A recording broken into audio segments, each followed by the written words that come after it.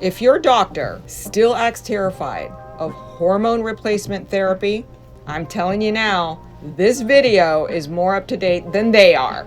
Hi everyone, got some news for you. Hormone therapy just had a plot twist. The FDA is finally removing the big scary boxed warning from many menopausal hormone therapy drugs, as I'm sure you've heard. Yes, the infamous black box that's been haunting women and spooking doctors for over 20 years. Let's break down what happened, why it matters, and what it does and doesn't change. First, what actually happened? The FDA announced it's removing the boxed warning from many systemic menopausal hormone therapy products. These are medications like Premarin, Prempro, and other estrogen or estrogen plus progestin formulations that have been around since the days when low-rise genes were socially acceptable. The original black box warning came after the 2002 Women's Health Initiative study. Watch this video for more on that. That study terrified everyone by suggesting hormone therapy caused breast cancer, heart disease, dementia, and a laundry list of gloom and doom. The problem? That study was deeply flawed. It lumped together women in their 60s and 70s who were starting hormones long after menopause and assumed the results applied to everyone. It was the equivalent of giving someone a gym membership at 78 and blaming the treadmill when their knees hurt. Now, decades later, better data shows that timing matters, age matters, the type of hormone matters, the route of delivery matters. Starting hormone therapy early in the menopausal transition appears to have a very different risk profile compared to starting it 15 to 20 years later. So the FDA is finally admitting the black box messaging was overly broad and unnecessarily scary. Before we celebrate, though, here's what's staying. If a woman has a uterus and takes estrogen alone, the boxed warning for endometrial cancer risk stays, because that risk is real.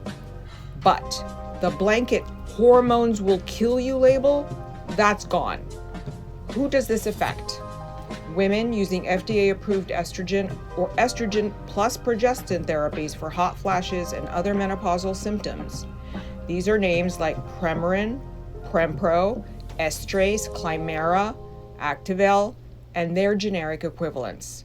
Most of these are still oral pills, patches, or gels. Many are still derived from conjugated equine estrogens, and you guys know how I feel about those. Yes, mare urine, as in horse urine, female horse urine. Now, let's address the elephant in the room, bioidentical hormone replacement therapy. This FDA change technically applies to traditional pharmaceutical hormone products, not the compounded bioidentical hormones that integrative and functional medicine providers often use, including myself. Bioidentical hormones are structurally identical to what the human body produces, but many are compounded, and compounded products do not go through the FDA approval process in the same way. So, compounding pharmacies don't get the shiny removal of a warning label. But here's the significance. The FDA removing the boxed warning from conventional hormone therapy essentially signals this: hormones are not the villain we made them out to be. That shift alone begins to reopen the conversation. It tells clinicians, patients, and the media to stop clinging to outdated fear-based narratives. It gives credibility to revisiting hormone therapy as a legitimate, personalized medical tool instead of a last resort or a scandalous secret. So what does this mean if you're considering hormone therapy today? You shouldn't be terrified into avoiding hormones. You also shouldn't be blindly thrown on them because your friend's friend felt amazing on them. It's about nuance. Hormones are powerful. Done correctly, they can improve energy, sleep, bone density, brain function, sexual wellness, and overall quality of life. Done incorrectly, though, they can cause problems. Bioidentical therapy was never the problem. Fear was. My take? This is a huge step toward catching the medical system up with current research. It doesn't greenlight every woman for hormones, and it doesn't make every doctor suddenly an expert. But it removes a massive psychological barrier that was based on outdated science.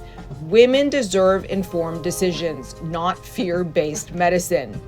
And we deserve better than to just suffer through it. Menopause is not a character-building exercise. Hormones are not a moral failure.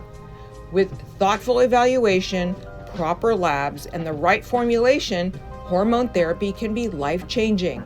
This FDA change doesn't validate bioidentical hormones directly, but it finally cracks the door open to a national conversation, a worldwide conversation we should have been having for over 20 years. If you've ever been told to just suffer through menopausal symptoms, send this video to the doctor that told you that.